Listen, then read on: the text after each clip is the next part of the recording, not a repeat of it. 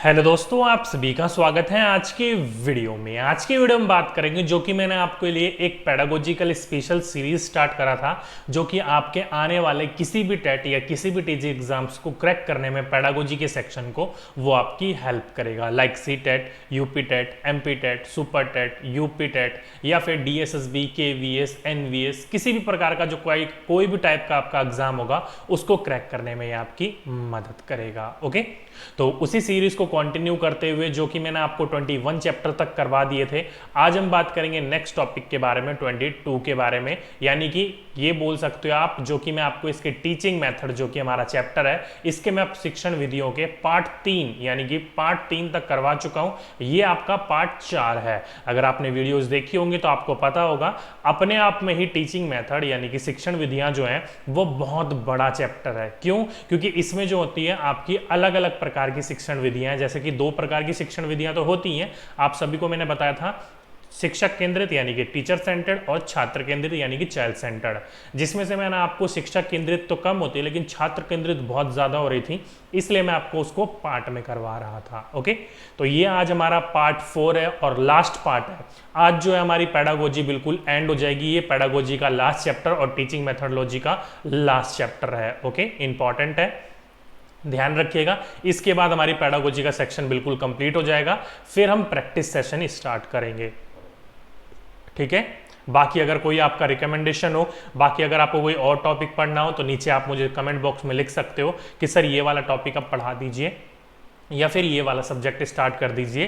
Pedagogy आप हमारे यहाँ पर खत्म हो चुका है, अब इसके हम प्रैक्टिस सेट ज़्यादा से ज़्यादा लगाएंगे। ठीक है, चलिए, उससे पहले अगर आपने मुझे टेलीग्राम चैनल पर ज्वाइन नहीं करा है तो जल्दी से ज्वाइन कर लीजिए। ये हमारी आईडी है जहां पर आपको जो भी क्वेश्चंस दिए जाएंगे प्रैक्टिस के लिए उसका पीडीएफ यहीं पर ही मिलेगा। यूट्यूब की तरफ से जो नोटिफिकेशन नहीं मिल पाता, यहीं से ही आपको नोटिफिकेशन मिलेगा लेक्चर शुरू होने से 2 मिनट पहले। ओके, बाकी ये हमारी ऑफिशियल लर्निंग ऐप है डीके एकेडमी, जहां पर आप किसी भी सब्जेक्ट की पीडीएफ की नोट्स ले सकते हो, जहां पर आपको बिल्कुल इंडिपेंडेंस डे के अनुसार यहां पर आपको बहुत बड़ी छूट मिल रही है। बहुत कम दाम में आपको सारी की सारी पीडीएफ मिल रही है। अगर आप जाकर चेक करोगे तो आपको पता चल ही जाएगा, कल मैंने अनाउंसमेंट करवा दी थी। ओके, तो आज लास्ट डे है, जल्दी से जाकर आप ले सकते हो। बाकी यहाँ पर आप टेस्ट भी रखे हुए हैं ऑनलाइन पिछले 6 ईयर के, अगर आप लगाना चाहते हो तो बिल्कुल प्रीवियस 6 साल के यहाँ पर पेपर रखे हुए हैं, आप फ्री ऑफ कॉस्ट में टेस्ट भी लगा सकते हो। ठीक है, बाकी अगर पर्सनल मुझे आप फॉलो करना चाहते हो तो ये मेरी इंस्टा की आईडी है, यहाँ पर आप मुझे फॉलो कर सकते हो। तो चलिए, ये तो होगी हमारी सोशल हैंडल की बात। अब बात कर लेते हैं हमारे चैप्टर की। तो नोटबुक निकालिए और आज की डेट डालिए, लिख लीजिए आज का अपना नेक्स्ट टॉपिक, शिक्षण विधियां यानी कि टीचिंग मेथड्स। आप सभी को पता है शिक्षण विधियां जो होती हैं वो 2 प्रकार की होती हैं। कौन कौन सी? एक होती है अध्यापक केंद्रित यानी कि टीचर सेंटर्ड, और दूसरी होती है हमारी छात्र केंद्रित यानी कि चाइल्ड सेंटर्ड। जिसमें से मैंने आपको अध्यापक केंद्रित यानी कि व्याख्यान विधि और प्रदर्शन विधि, ये 2 प्रकार की जो विधियां हैं ये अध्यापक केंद्रित यानी कि टीचर सेंटर्ड में आ जाती है। लेक्चर मेथड और डेमोन्स्ट्रेशन मेथड दोनों को अच्छी तरीके से एक्सप्लेन करा था मैंने पार्ट 1 में। नहीं देखी है वीडियो तो प्लेलिस्ट मैंने बना रखी है आपकी पेडागोजी की, आप वहां जाकर देख सकते हो, पेडागोजी 2020 के नाम से है। ओके, चलिए, चाइल्ड सेंटर्ड हमने स्टार्ट कर रखी थी, छात्र केंद्रित हमने स्टार्ट कर रखी थी, जिसमें हमने पहला खेल विधि, प्रश्नोत्तर विधि, शैक्षिक भ्रमण विधि, विश्लेषण विधि, संश्लेषण विधि, आगमन विधि, निगमन विधि, परियोजना विधि और समस्या समाधान विधि, यहाँ तक हमने कंप्लीट कर लिए थे। बचे हमारी ये 5 विधि, तो इनको आज हम कंप्लीट कर लेंगे और आज हमारा पेडागोजी का सेक्शन बिल्कुल खत्म हो जाएगा। ठीक है, तो चलिए आज अपना शुरू कर लेते हैं किससे? अन्वेषण विधि से। तो लिख लीजिए 10th नेक्स्ट अन्वेषण विधि, जिसे आप ह्यूरिस्टिक मेथड भी कहते हो। बहुत इंपॉर्टेंट है, कई बार आपका पूछा जा चुका है ये अन्वेषण विधि यानी कि ह्यूरिस्टिक मेथड किसके द्वारा दिया गया था। तो ध्यान रखिएगा, इसके जो जनक माने जाते हैं, जिसको इसको क्रिएट करा था, वो हेनरी एडवर्ड आर्मस्ट्रॉन्ग या फिर आर्मस्ट्रॉन्ग देखने को मिलता है। ओके, तो इनके द्वारा इसको क्या करा गया था, इसको बनाया गया था, इसके जनक माने जाते हैं। इंपॉर्टेंट क्वेश्चन है, सीटेट में कई बार पूछा जा चुका है। अब ये देखो ह्यूरिस्टिक जो है वो कैसा है, किस प्रकार की भाषा से लिया गया है, तो ये लिया गया आपकी ग्रीक भाषा से। किस भाषा से? ग्रीक भाषा का ये शब्द है, जिसका अर्थ क्या होता है? तो इसका अर्थ होता है कि मैं स्वयं ज्ञान की खोज कर सकता हूँ, I can search for knowledge my self. Important है, ध्यान रखिएगा, ग्रीक भाषा का शब्द है जिसका मतलब क्या होता है कि मैं स्वयं ज्ञान की खोज कर सकता हूँ। आगे बात करें तो स्वप्रथम जो है यानी ये पहले पहल जो है इसका प्रयोग होता था, वो किस चीज़ के लिए होता था? वो गणित शिक्षण के लिए होता था। It was first used in teaching mathematics, यानी कि पहले इसको केवल मैथ्स पढ़ाने के लिए, गणित शिक्षण के लिए किया जाता था, लेकिन बाद में इसकी सफलता को देखते हुए, इसकी उपयोगिता को देखकर इसका जो प्रयोग है वो अन्य विषय में भी करने लग गए और अन्य विषय में भी इसको सफलतापूर्वक किया जाने लगा। ओके, यह विधि जो होती है वो चिंतन स्तर के शिक्षण अधिगम करती है, यानी कि आपके चिंतन, तर्क वितर्क इस चीज के लेवल को बढ़ाती है। This method makes learning a thinking level, यानी कि आपको सोचने के ऊपर ज्यादा प्रोत्साहित करती है ये। और आप सभी को पता है किसी भी शिक्षण विधि में जहां पर बच्चे को सोचने का, तर्क वितर्क करने का मौका दिया जा रहा हो, उससे बेस्ट मेथड कोई हो भी नहीं सकता। ओके, तो ध्यान रखिएगा, पहले इसको गणित में केवल यूज किया जाता था, लेकिन इसकी सफलता को देखते हुए, इसकी उपयोगिता को देखते हुए इसको आगे चलकर अन्य विकास या फिर अन्य विषय में भी इसका इस्तेमाल करने लग गए। ओके, चलिए आगे बात करें कि अन्वेषण विधि के सिद्धांत क्या हैं, इनके प्रिंसिपल्स क्या हैं, क्वेश्चन पूछा जाने के चांसेस हैं। तो ध्यान रखिएगा, पहला करके सीखने का सिद्धांत। ये जो होता है, इसमें जो थ्योरी होती है, इसमें जो पर्पस होता है वो लर्निंग बाय डूइंग का होता है। क्यों? क्योंकि आप सभी को पता है जब आप खुद करके देखोगे, जब आप खुद सारे काम को करोगे, तो वहीं पर ही क्या होगा, चिंतन का, तर्क का, वितर्क का मौका मिलेगा आपको। ओके, इसलिए ये करके सीखने के सिद्धांत के ऊपर आधारित होता है। नेक्स्ट है उपयोगिता का सिद्धांत, यानी कि थ्योरी ऑफ यूटिलिटी। कहने का तात्पर्य यहाँ पर ये है कि इस विधि को खोज विधि के नाम से भी जाना जाता है। क्यों? क्योंकि इसमें जो होता है ना, अपने ज्ञान की आपको खोज भी करनी होती है। अब खोज करोगे तो उपयोगिता ही होगी एक तरीके की, यानी कि आप अपने उपयोग के अनुसार उसका इस्तेमाल कर रहे हो और उसको बढ़ा रहे हो, इसलिए उपयोगिता का सिद्धांत भी होता है। साथ ही साथ में स्वतंत्रता का भी सिद्धांत होता है, इंडिपेंडेंस का भी प्रिंसिपल होता है। क्यों? क्योंकि सारी की सारी चीजें जो होती हैं वो अपने आप खोजनी होती हैं, अपने आप करनी होती है आपको, तो इसलिए आपको पूर्ण रूप से यहाँ पर स्वतंत्रता दी जाती है। ओके, तो इस 3 प्रकार के सिद्धांत का इस पर उपयोग होता है, करके सीखने का, उपयोगिता का और स्वतंत्रता का। ओके, इंपॉर्टेंट है, पूछा जाने वाला क्वेश्चन है, ध्यान रखिएगा इन पॉइंटों को। ओके, चलिए अब बात कर लेते हैं गुणों के बारे में। तो एडवांटेजेस की बात करें तो यह स्वयं करके सीखने के सिद्धांत पर आधारित है। प्रिंसिपल में ही हमने अभी बात करी थी, लर्निंग बाय डूइंग पर है, तो ध्यान रखिएगा, it is based on the principle of learning by doing. Important question है। क्यों? क्योंकि सारे के सारे यहाँ पर मतलब ही क्या है ह्यूरिस्टिक का, कि मैं खुद ज्ञान की खोज कर सकता हूँ। तो जब वो खुद कर रहा है तो करके ही कर रहा है वो। ओके, तो लर्निंग बाय डूइंग के ऊपर ये सारी की सारी चीजें फोकस होती है।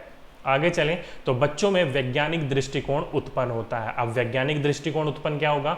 देखो, वैज्ञानिक दृष्टिकोण का कहने का तात्पर्य, साइंटिफिक अप्रोच कहने का मतलब यहाँ पर यही है कि जब बच्चे को दुविधा होती है तो उसमें तर्क वितर्क करके खुद उसका रास्ता निकालता है, कैसे करना है, क्यों करना है, किस लिए करना है, क्या उसका आंसर जो होगा ना, वो, व्हाट, हाउ, इन सभी के आंसर जो होता है वो क्या होते हैं, एक वैज्ञानिक रूप से ही सोचना। वैज्ञानिक करते क्या है? यही करते हैं कि हो रहा है तो क्यों हो रहा है, और क्यों नहीं हो रहा है तो क्यों नहीं हो रहा है, तो वो वैज्ञानिक दृष्टिकोण होता है। इसलिए इसमें बच्चों के वैज्ञानिक दृष्टिकोण यानी कि तर्क वितर्क करने का आपको मौका मिलता है, और जो भी आपको नॉलेज मिलेगी, जो भी आपको ज्ञान मिलेगा, वो क्या होगा, स्थायी होगा, परमानेंट होगा। क्यों? क्योंकि आप सभी को पता है, आप जब स्वयं ज्ञान को, स्वयं अपने काम को कर रहे होते हो, तो स्वयं किए गए काम में आप सभी को पता है अलग अलग प्रकार के दृष्टिकोण देखने को मिलते हैं। मतलब आपकी कमी क्या है, आपकी अच्छाइयाँ क्या है, आपकी कहाँ पर गलतियाँ हो रही है और कहाँ पर उस चीज़ को सुधारा जा सकता है, वो सारी की सारी चीज़ें आप खुद कर रहे हो। इसलिए ज्ञान क्या होगा, स्थायी होगा, परमानेंट होगा। ओके, तो ये तो हो गया इसके प्लस पॉइंट गुणों के बारे में। चलिए डिसएडवांटेजेस यानी कि दोष के बारे में बात कर लेते हैं। पहला पॉइंट, छोटी कक्षाओं के लिए सही नहीं है। क्यों? क्योंकि छोटी कक्षाओं को आपको अवलोकन करना होता है, उनका ध्यान रखना होता है, जो भी कर रहे हैं वो सही कर रहे हैं कि नहीं कर रहे। लेकिन यहाँ पर बच्चा जो होता है वो स्वयं कर रहा होता है सारे के सारे कार्यों को। इसलिए छोटे बच्चे जो होते हैं ना ही वो समझने योग्य होते हैं, ना ही छोटी कक्षाओं के बच्चे जो होते हैं उस चीज को समझाने योग्य होते हैं। ओके, इसलिए उन बच्चों को आपको ध्यान देना होता है, अवलोकन करके सिखाना उनका बेस्ट मेथड होता है, ना कि खोज के द्वारा। ओके, तो छोटी कक्षाओं के लिए ये सही नहीं है। और अच्छे शिक्षकों का अभाव है, ध्यान रखिएगा। जो लैक ऑफ गुड टीचर, इस विधि के लिए, इस शिक्षण विधि के लिए जो टीचर चाहिए होते हैं वो कैसे चाहिए होते हैं? प्रभावशाली स्किल टीचर चाहिए होते हैं, जो कि हमारे स्कूलों में क्या है, उसका कमी है, उसकी अभाव है। ओके, तो अच्छे शिक्षकों को अभाव होने के कारण इसका एक मोस्ट इंपॉर्टेंट दोष है, डिसऑर्डर है। जिसे नेक्स्ट की बात करें तो गृह कार्य ना मिलने से, क्योंकि यहाँ पर आपके सारे के सारे काम क्या होते हैं? खुद करने होते हैं, खोज करके करने होते हैं, तो यहाँ पर होमवर्क की तो कोई बात ही नहीं होती है। तो गृह कार्य ना मिलने से बच्चों में ज्ञान की कमी रह जाती है। क्यों? क्योंकि आप सभी को पता है होमवर्क क्या है, आपके अधिगम को और बढ़ाती है। नाम ही क्या है होमवर्क का? एक नया अधिगम का विस्तारण, मतलब आपके अधिगम को, आपकी लर्निंग की प्रोसेस को और आगे एनहेंस करना।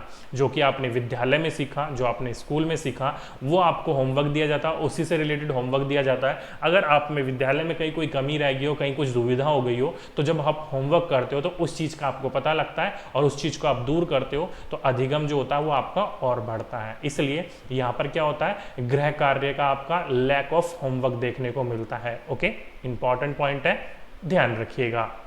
तो ये था आपका पूरा का पूरा गुण और इसके दोष। तो यहां पर आकर आपकी 10वीं थ्योरी अन्वेषण यानी कि ह्यूरिस्टिक मेथड भी खत्म हो जाता है। उम्मीद करता हूं सभी को समझ में आ गया होगा अच्छी तरीके से। चलिए आगे चलते हैं। नेक्स्ट विधि 11वीं, विचार विमर्श विधि, जिसे आप डिस्कशन मेथड कहते हो। अब ये क्या है? तो ध्यान रखिएगा, यह विधि प्रजातांत्रिक सिद्धांत पर आधारित है। अब प्रजातांत्रिक सिद्धांत यानी कि डेमोक्रेटिक प्रिंसिपल कहने का तात्पर्य यहाँ पर क्या है? इसका कहने का मतलब यहाँ पर ये है कि बच्चे की रुचि, अरुचि, योग्यता, अयोग्यता, उन सभी का ध्यान रखते हुए यहाँ पर सिखाया जाता है। उसी को हम क्या कहते हैं? प्रजातांत्रिक सिद्धांत कहते हैं। ओके, इस विधि में सभी छात्र क्या होते हैं? सक्रिय रहते हैं। आपकी रुचि, आवश्यकता, योग्यता, अयोग्यता को ध्यान में रखते हुए पढ़ाओगे तो सभी बच्चे तो एक्टिव होंगे ही। इसलिए कहा जाता है कि in this method all the students are active and mutual habits of listening to the view of other develops. कहने का तात्पर्य है कि यहाँ सभी के सभी छात्र सक्रिय रहते हैं और परस्पर दूसरों के विचारों को सुनने की आदत विकसित होती है। क्यों?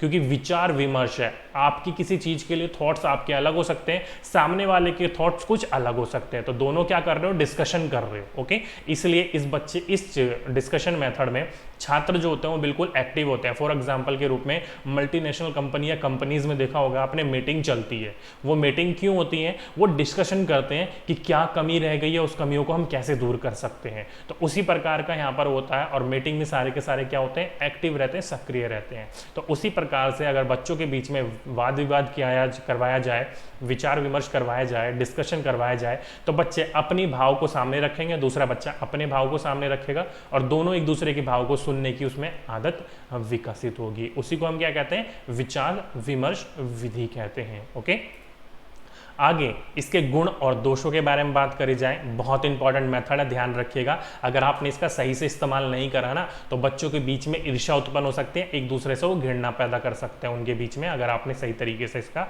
ध्यान नहीं रखा तो। चलिए गुण और दोष के बारे में बता लेते हैं, क्या है इसके गुण और क्या है इसके दोष। पहला, छात्र कक्षा में सक्रिय रहते हैं। ध्यान रखिएगा, यहाँ पर स्टूडेंट क्या आते हैं? Active in the classroom. क्यों? क्योंकि बच्चे जो होते हैं वो अपने विचार सामने प्रकट करते हैं और सामने वाला बच्चा अपने विचार प्रकट करता है। दोनों एक दूसरे की बात को सुनते हैं और दोनों की एक दूसरे की बात में जो कमियां और अच्छाइयां होती है वो सामने एक दूसरे वाला बताता है। तो बच्चे क्या होते हैं? यहाँ पर सक्रिय रूप से जुड़े रहते हैं। ओके, विचार विमर्श में छात्रों में चिंतन तथा तर्क शक्ति का विकास होता है। इंपॉर्टेंट है, ध्यान रखिएगा। बच्चों में जो होता है रीजनिंग एबिलिटी जो होती है वो उत्पन्न होती है। रीजनिंग एबिलिटी होती क्या है? कि ये चीज निकल सकती है तो कैसे और किस तरीके से निकल सकती है। इसलिए वाद विवाद में, विचार विमर्श में छात्रों में जो होता है चिंतन और तर्क शक्ति यानी कि थिंकिंग का और रीजनिंग पावर की बढ़ोतरी होती है, विकसित होती है। क्यों? क्योंकि आप सभी को पता है सामने वाला जो चीज बता रहा है, क्या पता आपको आपके हिसाब से वो गलत हो या उसमें कुछ और इंप्रूवमेंट किए जा सकें। इसलिए विचार विमर्श में क्या होते हैं, चिंतन, तर्क, वितर्क शक्ति विकसित होती है। विचार विमर्श विधि स्वतंत्र अध्ययन पर बल देती है। अब स्वतंत्र अध्ययन यानी कि इंडिपेंडेंट स्टडी पर क्यों बल देती है, क्योंकि आपको सारी की सारी चीजें जो होती हैं वो खुद सोचनी होती है, तर्क वितर्क करनी होती है, क्या कमी है क्या अच्छाई है, आप अपनी तरीके से बेस्ट मेथड करते हो, जिसको आपको पूरी की पूरी स्वतंत्रता दी जाती है, पूरा का पूरा आपको इंडिपेंडेंट किया जाता है। ओके, इसलिए कहा जाता है discussion method emphasises independent studies. Okay, next है छात्रों में एक दूसरे की भावनाओं का आदर करने तथा परस्पर विद्रोही विचार को स्वीकार करने की आदत का विकास होता है। मोस्ट इंपॉर्टेंट पॉइंट आपका यहीं पर यही आता है, ध्यान रखिएगा इस पॉइंट को कि छात्रों में क्या होती है, एक दूसरे की भावनाओं का आदर करने। कहने का तात्पर्य देखिए, जब बच्चा जो होता है वो 6 बच्चों का एक ग्रुप है, पूरी क्लास जो है आपस में डिस्कशन कर रही है, तो एक बच्चे की क्या है, कुछ अलग विचार होंगे, सामने वाले के कुछ अलग विचार होंगे, तीसरे वाले क्या पता उन दोनों के विचार में कुछ सुधार लाने की कोशिश कर रहा हो, कुछ अच्छा बता रहा हो उनसे। ओके, तो एक दूसरे की आप क्या कर रहे हो, भावनाओं का आदर करना सीख रहे हो। परस्पर विद्रोही विचार को, क्यों, क्योंकि आपने कुछ अलग करा, दूसरे ने कुछ और बता दिया, आपको उसके ऊपर गुस्सा भी आ सकता है, खुंदक भी आ सकती है कि यार मैंने बताया इसने मेरे को क्रॉस कैसे कर दिया। ओके, तो एक दूसरे की विद्रोही विचार है जिसको आपको स्वीकार करना सिखाया जा रहा है कि हाँ यहाँ पर ये गलती है, इसको मैं स्वीकार करता हूँ, इसको ठीक कराया जा सकता है। तो इस चीज का आदत होगा, आप क्या कर रहे हो, आप एक तरीके से बच्चों में विश्वास जगा रहे हो, बढ़ा रहे हो। क्यों, क्योंकि एक बच्चा जो होता है, कहते हैं एक दिमाग से अच्छे 2 दिमाग होते हैं। क्यों, क्योंकि आपने जहां पर कुछ सोचा होगा, क्या पता दूसरा दिमाग उससे और बेटर करके सीखने की कोशिश करे या बताने की कोशिश करे। ओके, तो ध्यान रखिएगा, इसलिए कहा जाता है कि छात्रों में एक दूसरे की भावनाओं का आदर करना और परस्पर विद्रोही विचार को स्वीकार करने की आदतों का विकास करवाया जाता है यहाँ पर। ओके, तो ये इसके कुछ गुण थे। चलिए अब बात कर लेते हैं इसके डिसएडवांटेजेस के बारे में, यानी कि दोष के बारे में। देखिए, डिसएडवांटेजेस के बारे में बात करी जाए तो इसमें समय अधिक लगता है, और समय अधिक लगेगा तो ऑटोमेटिकली क्या हो जाएगी, वो महंगी हो जाएगी, एक्सपेंसिव हो जाएगी। ओके, क्यों, क्योंकि यहाँ पर बच्चों के बीच में विचार विमर्श करवाया जा रहा है। एक बच्चे के कुछ और विचार होंगे, दूसरे बच्चे के कुछ और विचार होंगे, तीसरे बच्चे के कुछ और विचार होंगे, जिसमें एक दूसरे के विचारों को क्रॉस एनालिसिस करने में ही समय अधिक लग जाता है। और समय अधिक लगेगा तो आपको भी पता है महंगी हो जाएगी, और जब समय अधिक लगेगा तो पाठ्यक्रम जो होगा वो पूरा जो होगा वो समय पर नहीं हो पाएगा। इसलिए कहा जाता है the course could not be completed in time. Okay, तो ध्यान रखिएगा, पाठ्यक्रम जो होता है वो पूरा नहीं हो पाता है समय के अनुसार। नेक्स्ट और मोस्ट इंपॉर्टेंट पॉइंट है, बच्चों में आपसी ईर्ष्या उत्पन्न हो सकती है, जो कि मैंने आपको यहाँ पर ये मोस्ट इंपॉर्टेंट पॉइंट बताया था कि बच्चे एक दूसरे की भावनाओं का आदर करने तथा परस्पर विद्रोही विचारों को स्वीकार करने, अगर वो स्वीकार नहीं करेगा तो बच्चों में क्या होगा, जेलसी उत्पन्न हो जाएगी, बच्चों में एक दूसरे के प्रति ईर्ष्या उत्पन्न हो जाती है यहाँ पर। ओके,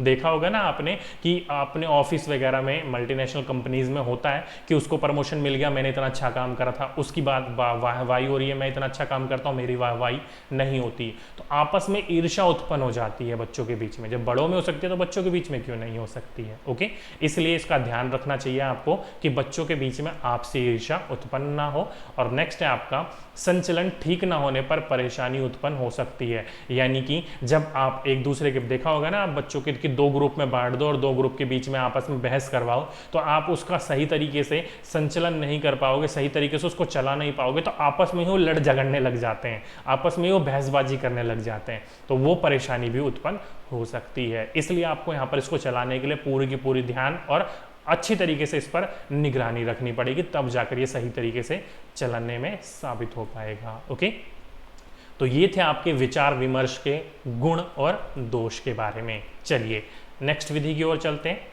नेक्स्ट आ जाती है आपकी मोस्ट इंपॉर्टेंट डेल्टन विधि। इंटरव्यू में, केवीएस के इंटरव्यू में एक स्टूडेंट से पूछा गया था, उन्होंने मुझे बताया था जब मैं स्टूडेंट, वो मेरी ही स्टूडेंट थी, ध्यान रखिएगा, डेल्टन मेथड यानी कि डेल्टन विधि जो है वो पूछा गया था केवीएस के इंटरव्यू में कि ये किसने दी है। तो वहां पर कई बच्चे बोल देते हैं कि डेल्टन ने दी है, इसलिए तो इसका नाम डेल्टन है। नहीं, डेल्टन विधि डेल्टन ने नहीं दी है, एक डेल्टन गांव में दी गई थी, उस गांव के नाम पर इस विधि का नाम रख दिया गया था, डेल्टन मेथड। ओके, तो ध्यान रखिएगा कि इस विधि का नाम क्या था, तो एक गांव के नाम पर दिया गया है डेल्टन विधि। दिया किसने था? तो हेलेन पार्कविस्ट के द्वारा ये दिया गया था। ओके, इंपॉर्टेंट पॉइंट है, ध्यान रखिएगा।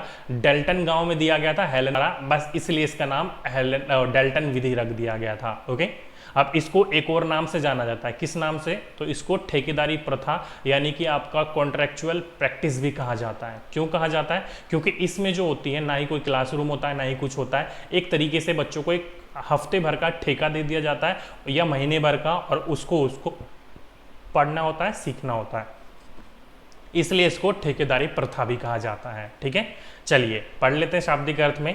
इसे ठेकेदारी प्रथा भी कहते हैं। यह विधि डेल्टन गांव यानी कि मैनचेस्टर में सन 1920 में लागू हुई थी। इसलिए इसका नाम क्या रखा? डेल्टन विधि रखा। ओके, बस इतनी सी बात है, आपको ध्यान रखना है।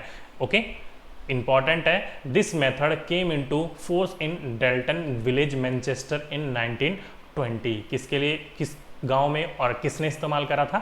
दोनों के दोनों बिंदुओं को आपको ध्यान रखना, और कब करा था ये भी ध्यान रखना है। ठीक है, कहीं पर भी किसी प्रकार से भी पूछा जा सकता है, तो आपको पता होना चाहिए सारी की सारी चीजें। ठीक है, अब इसके अंदर क्या क्या होता है, किस प्रकार से कार्य करती है? तो इस योजना में बालक से एक समझौता किया जाता है, निश्चित समय में निश्चित काम का ठेका दिया जाता है। इस दौरान बालकों को पूर्ण स्वतंत्रता दी जाती है और सारी की सारी सुविधा भी दी जाती है।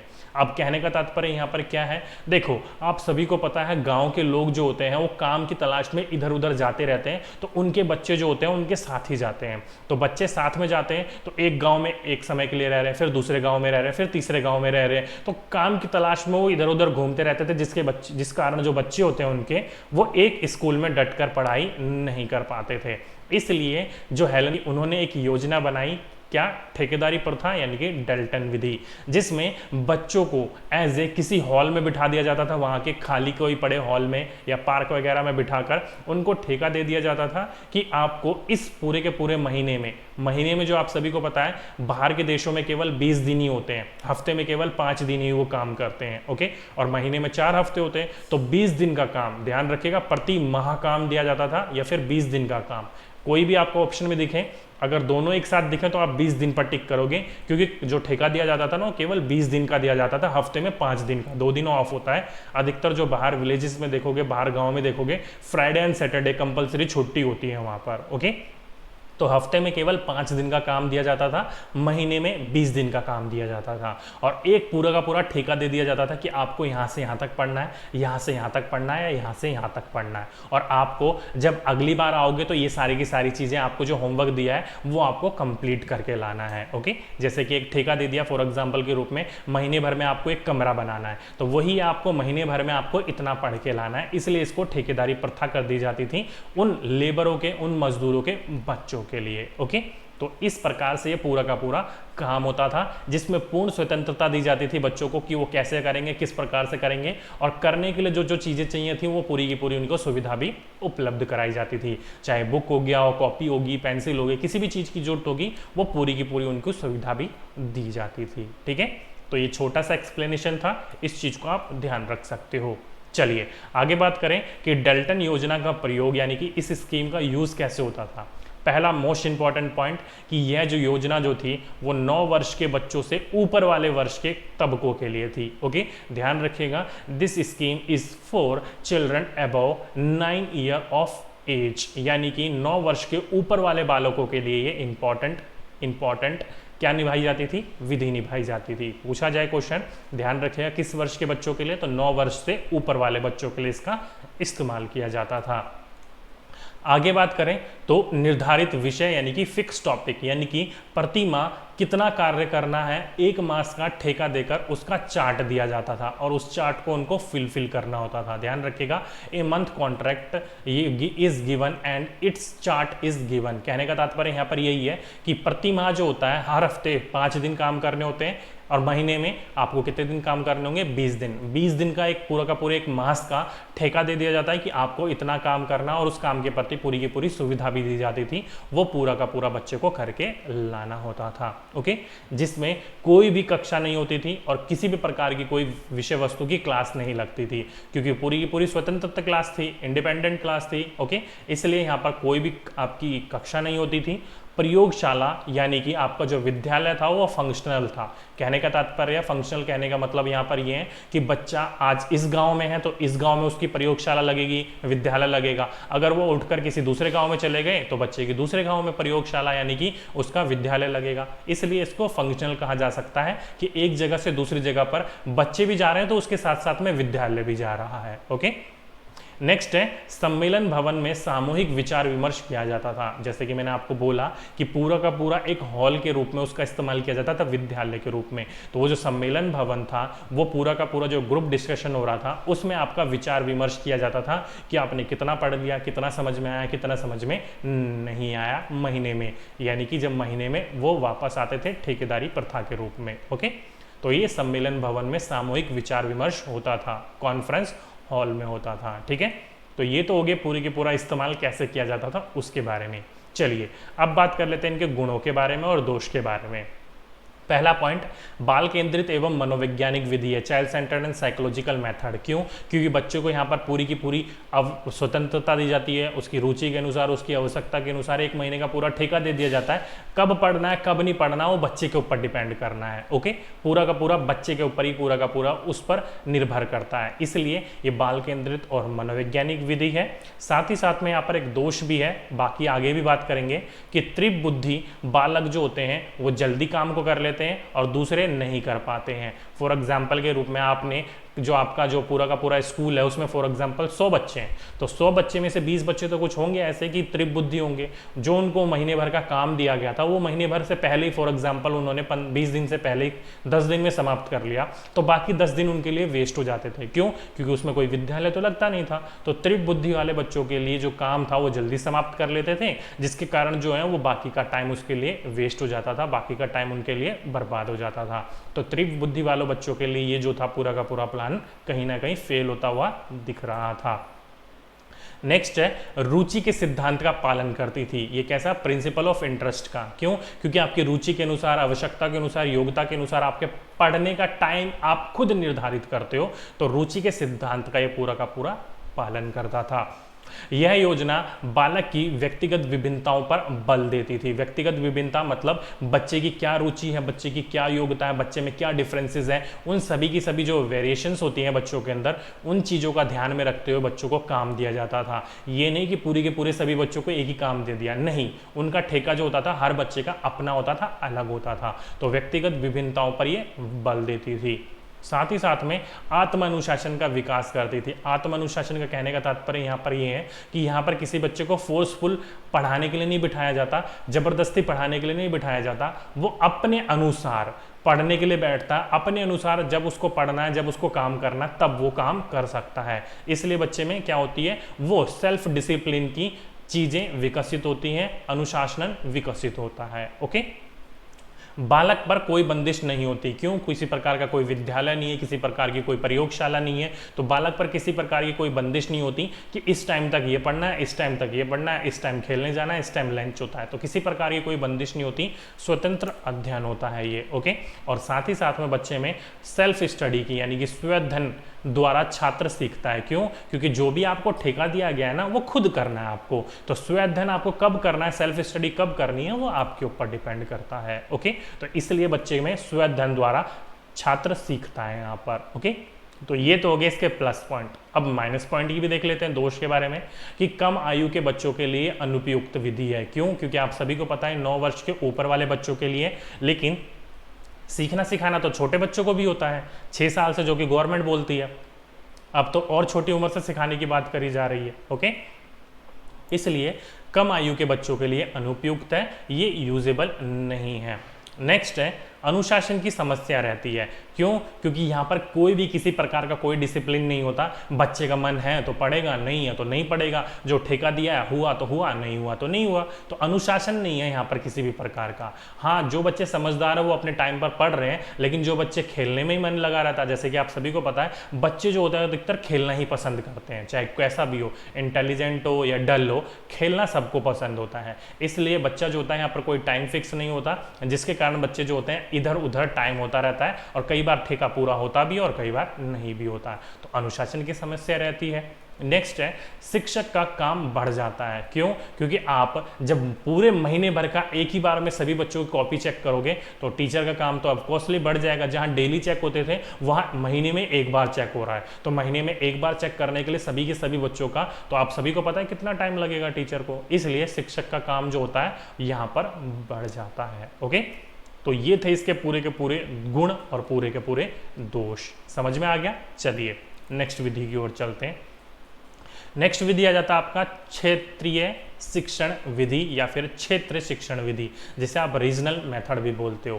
पहला क्वेश्चन कि इसके जनक कौन है, तो ध्यान रखिएगा इसके जनक कौन है, तो इसके जनक है आपके ए.जे. हर्बर्टसन। ओके, ध्यान रखिएगा ए.जे. हर्बर्टसन जो थे इनके विचारधारक है, इनके जनक माने जाते हैं। ठीक है, चलिए अब ये विधि जो है वो क्षेत्र शिक्षण विधि, ये भूगोल विषय को पढ़ाने के लिए बहुत उपयुक्त है या फिर बहुत उपयोगी है। किस सब्जेक्ट को? ज्योग्राफी सब्जेक्ट को। कैसे? आप फॉर एग्जांपल के रूप में वातावरण के बारे में समझाना चाहते हो, प्रदूषण के बारे में समझाना चाहते हो, जल प्रदूषण के बारे में समझाना चाहते हो, तो क्षेत्रीय शिक्षण विधि का इस्तेमाल करोगे, उस क्षेत्र पर लेकर जाकर दिखाओगे। फॉर एग्जाम्पल कोई गंदा नाला या फिर गंदी नदी, वो जाकर दिखाओगे। इसलिए भूगोल विषय को पढ़ाने के लिए बहुत इंपॉर्टेंट रोल निभाती है। नेक्स्ट है इस विधि में अध्यापक छात्रों को संबंधित क्षेत्र में ले जाकर सिखाता है, यानी कि जिस चीज को आप सिखाना चाहते हो, जैसे कि मैंने अभी आपको एग्जांपल दिया जल प्रदूषण, तो आप पास की किसी नदी या फिर किसी नहर पर ले जाओगे जो कि प्रदूषित है, जिसमें फैक्ट्री का गंदा पानी है या फिर और किसी चीजों का इस्तेमाल होता है, तो वहां पर ले जाकर आप उसका इस्तेमाल करोगे। तो क्या कर रहे हो यहाँ पर, इस विधि में अध्यापक छात्रों को संबंधित क्षेत्र पर जिस चीज को आप विषय पढ़ा रहे हो वहां ले जाकर आप उसको सिखाया जाता है, उसको सिखाते हो आप। ओके, तो ये था आपका क्षेत्रीय शिक्षण विधि। ज्यादा लंबा चौड़ा कुछ विधि नहीं था, बस आपको इतना ही ध्यान रखना है। नेक्स्ट और लास्ट आ जाता है आपका खोज विधि, जिसको आप डिस्कवरी मेथड कहते हो। इंपॉर्टेंट क्वेश्चन किसने दिया था, तो ये जे.एस. ब्रूनर के द्वारा दिया गया था। इंपॉर्टेंट क्वेश्चन है, कई बार पूछा जा चुका है, तो ध्यान रखिएगा। अब ये विधि जो होती है वो ज्योग्राफी पढ़ाने के लिए बहुत उपयोगी है, very useful for the subject of history. क्यों? क्योंकि ये जो होता है खोज करना होता है, और हिस्ट्री क्या हमारी, वो प्रीवियस चीजें, यानी कि बीता हुआ कल है, और बीते हुए कल की हम क्या करते हैं, खोज ही करते हैं। चाहे वो पुरातत्व वाले विभाग वाले हो गए, वो भी क्या करते हैं, अलग अलग चीजों को खोजते हैं, कोशिश करते हैं कि पुराने समय में किस प्रकार से लोग रहा करते थे। इसलिए इस विधि का जो इस्तेमाल होता है वो इतिहास पढ़ाने के लिए बेहतर मानी जाती है। ओके, नेक्स्ट पॉइंट है इस विधि में बच्चों को ऐतिहासिक स्थल के विषय में जानकारी प्राप्त करने के लिए प्रेरित किया जाता है। ऐतिहासिक स्थल चाहे कोई भी हो, चाहे वो लाल किला हो या फिर ताजमहल हो, कुतुब मीनार हो, जो भी आपके ऐतिहासिक प्लेस हैं, हिस्टोरिकल प्लेस है, हिस्टोरिकल साइट्स है, उनके विषय में जानकारी प्राप्त करने के लिए बच्चों को क्या किया जाता है, मोटिवेट किया जाता है, बच्चों को प्रेरित किया जाता है। ओके, इस विधि में जो होते हैं वो आपके 3 गुण का विकास होते हैं। किस किस गुण का विकास होता है? 3 गुण का। पहला संज्ञानात्मक यानी कि कॉग्निटिव। आप सभी को पता है किसी चीज का आप खोज करोगे तो तर्क वितर्क कर रहे हो, और तर्क वितर्क करोगे तो आपका संज्ञानात्मक चीज यानी कि कॉग्निटिव मानसिक विकास हो रहा है। दूसरा क्रियात्मक, खोज करने के लिए क्या करना होगा, फंक्शनल तो होना होगा, खुद आपको करके देखना होगा, और जब आप काम को खुद कर रहे हो तो क्रियात्मक ही कहलाएगा। ओके, तो क्रियात्मक होता है। और लास्ट में आपका भावनात्मक यानी कि इमोशनल। क्यों? क्योंकि आप सभी को पता है आज जब हम सो रहे हैं कैसे नरम गद्दे पर सो रहे हैं, डबल बेड, सिंगल बेड, या फिर एसी, पंखा, सामान रखने के लिए अलमारी वगैरह, इन चीज़ों का इस्तेमाल कर रहे हैं। लेकिन पुराने ज़माने में लोगों के पास ये नहीं था, तो लोग पत्थर के ऊपर, मट्टी के ऊपर घास बिछाकर सोते थे। तो भावनात्मक रूप से भी आप जुड़ रहे हो इस चीज़ से। ओके, तो इस विधि के द्वारा इन 3 चीज का विकास होता है बच्चे के अंदर, संज्ञानात्मक, क्रियानात्मक, भावनात्मक, कॉग्निटिव, फंक्शनल और इमोशनल। ओके, तो यहाँ पर आकर हमारा पूरा का पूरा जो टीचिंग मेथड है, शिक्षण विधि, चाहे वो छात्र केंद्रित हो चाहे आपका शिक्षक केंद्रित हो, दोनों का दोनों हमने कंप्लीट कर लिया। ओके, तो यहाँ पर आकर हमारा पूरा का पूरा टॉपिक खत्म हो जाता है। तो ये था दोस्तों पूरा का पूरा लेक्चर आपके टीचिंग मेथड सा। उम्मीद करता हूँ पूरा का पूरा लेक्चर अच्छी तरीके से समझ में आया होगा। अब ध्यान रखिएगा, आप किसी भी सब्जेक्ट की, कोई भी सब्जेक्ट उठा लो, किसी भी सब्जेक्ट का टीचिंग मेथड उठा लो, कोई भी आपकी टीचिंग मेथड मिस नहीं होगी यहाँ पर। अगर आप बोलोगे हिंदी तो मिलेगी, इंग्लिश तो मिलेगी, एसएसटी तो मिलेगी, साइंस, मैथ, कुछ भी उठा लो, सबकी टीचिंग मेथोडोलॉजी मैंने आपको यहाँ पर पढ़ा दी, टीचिंग मेथड्स मैंने आपको पढ़ा दिए। ओके, तो आप किसी भी सब्जेक्ट की तैयारी कर रहे हो, यहाँ से आप पढ़ सकते हो, इधर उधर भटकने की आपको जरूरत नहीं है। पूरे के पूरे आपके गुण दोष अच्छी तरीके से, वहाँ पर जो शिक्षण सूत्र इस्तेमाल होते हैं अच्छी तरीके से मैंने आपको एक्सप्लेन करने की कोशिश करी है, पूरा का पूरा अच्छा कंटेंट आपको प्रोवाइड करवाने की कोशिश करी है, ठीक है। तो यहाँ पर आकर लेक्चर हमारा पूरा का पूरा खत्म हो जाता है।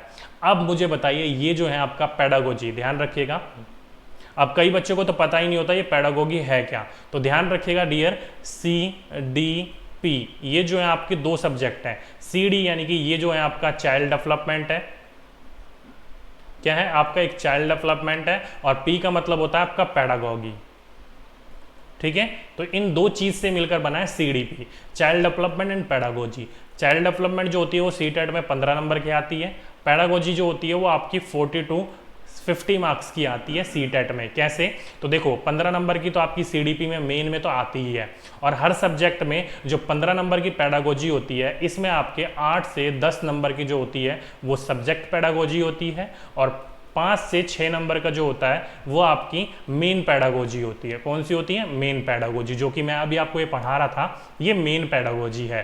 तो 15 नंबर की CDP में होगी, और 4 सब्जेक्ट बचे, हर सब्जेक्ट में 5 नंबर का भी मान लो, तो 5 चौक 20, तो यहाँ पर कितना हो गया ये 35 मार्क्स का। तो कम से कम नहीं तो मैंने आपको 35 मार्क्स की PDF और पेडागोजी तो अभी मैंने एक्सप्लेन कर दी, कम से कम लेकर चल रहा हूं मैं आपका, नहीं तो आपको ज़्यादा ही देखने को मिलती है। तो इस पेडागोजी से आपकी CTET में कम से कम नहीं तो 35 से 40 नंबर की तैयारी आराम से होगी ही होगी, नहीं तो कई बार तो ये आपका 40 to 50 मार्क्स के ऊपर पहुंच जाता है, कई बार क्या हमेशा ही पहुंचता है 40 to 50 मार्क्स का। ओके, तो ध्यान रखिएगा, CDP जो होता है वो दो सब्जेक्ट है, child development and pedagogy. Child development 15 number की फिक्स है, उससे ज़्यादा वो नहीं आती है, पेडागोजी बहुत ज़्यादा आती है, चाहे वो CTET हो गया हो। अब DSSB, अगर ध्यान दो तो DSSB की आप तैयारी कर रहे हो तो वहाँ पर आपका जो पेडागोजिकल सेक्शन होता है वो 100 मार्क्स का होता है, जिसमें आपकी जो चाइल्ड साइकोलॉजी होती है 30 नंबर की, 70 नंबर की आपकी पेडागोजी होती है, जिसमें आपकी 15 नंबर की टीचिंग एप्टीट्यूड भी मिक्स रहता है। ओके, अगर आप KVS की तैयारी करोगे, किसकी, KVS की, तो 40 to 50 मार्क्स की पेडागोजी फिक्स है वहाँ पर। अगर आप UP टेट या फिर सुपर टेट की तैयारी करोगे तो वहाँ पर भी आपकी 40 to 50 मार्क्स की तैयारी फिक्स है। तो किसी भी एग्जाम्स को उठाकर आप देख लो, हर एग्जाम्स में आपकी क्या करेगा, मदद करेगा, हेल्प करेगा। ओके, CTET का तो मैंने इसलिए समझा दिया क्योंकि बच्चे मोस्ट प्रोबेबली अभी CTET की ही तैयारी कर रहे हैं, बाकी किसी की भी तैयारी कर रहे हो तो हर जगह आपको एक क्रैक करने में पेडागोजी के सेक्शन को मदद करेगा। तो यहाँ पर आकर हमारा जो पेडागोजिकल सेक्शन था वो कंप्लीट हो गया है, खत्म हो गया है। अब इसकी हम जो करेंगे वो प्रैक्टिस ओनली प्रैक्टिस ही करेंगे, आपके 1000-2000 क्वेश्चन की प्रैक्टिस आराम से करवा दूंगा, ठीक है। तो ये तो हो गया हमारा सब्जेक्ट खत्म। अब मुझे आप नीचे कमेंट बॉक्स पर सजेस्ट कर सकते हो कि आपको अब कौन सा सब्जेक्ट पढ़ना है, ध्यान रखिएगा, कौन सा सब्जेक्ट पढ़ना है वो आप मुझे नीचे सजेस्ट करके आप बता सकते हो। चाहे आपको चाइल्ड डेवलपमेंट ऑलरेडी मैं हिंदी मीडियम में पढ़ा चुका हूँ, अगर आप पढ़ सकते हो हिंदी मीडियम में तो हिंदी मीडियम में देख सकते हो। अगर आपको बाइलिंगुअल करवाना है, यानी कि बाइलिंगुअल पढ़ना है उसको, तो बता दीजिए, मैं आपको बाइलिंगुअल भी पढ़ा दूंगा, कोई टेंशन वाली बात नहीं है। ओके, तो ये हो गया। या फिर और कोई सब्जेक्ट पढ़ना हो, जैसे कि EVS आपको रिवीजन करनी हो तो वो बता दीजिए, मैथ पढ़नी हो या कोई और सब्जेक्ट पढ़ना हो तो आप मुझे नीचे कमेंट में लिख सकते हो, सजेशन दे सकते हो, ठीक है। तो ये था दोस्तों आज का हमारा पूरा का पूरा पेडागोजिकल सेक्शन। तो आज की वीडियो में दोस्तों बस इतना ही। अगर वीडियो अच्छी लगी हो तो लाइक कीजिएगा और अपने दोस्तों के साथ शेयर कीजिएगा, ताकि हमें भी मोटिवेशन मिले और आपको और अच्छे से अच्छे हम वीडियो देते रहें। अगर सब्सक्राइब नहीं कर रखा तो जल्दी से सब्सक्राइब करके उसके साथ में जो बेल नोटिफिकेशन होगा उसको प्रेस कर लीजिएगा, और उसमें ऑल वाला फीचर आएगा उसको दबाइएगा, तभी आपको नोटिफिकेशन जो होगा यूट्यूब की तरफ से टाइम टू टाइम मिल पाएगा। नहीं तो हमारा टेलीग्राम तो चैनल है ही, वहाँ पर आप उसको ज्वाइन कर लीजिए। किसी भी लेक्चर को शुरू होने से पहले 2 से 5 मिनट आपको पहले उसका नोटिफिकेशन देखने को आपको मिल जाएगा। ओके, तो ये था दोस्तों आज का हमारा पूरा का पूरा लेक्चर। कैसा लगा नीचे कमेंट बॉक्स में ज़रूर लिखकर बताइएगा। ओके, तो आज की वीडियो में बस इतना ही। आपसे फिर मुलाकात होगी एक नेक्स्ट लेक्चर में, एक नेक्स्ट टॉपिक के साथ। जब तक के लिए जय हिंद, जय भारत।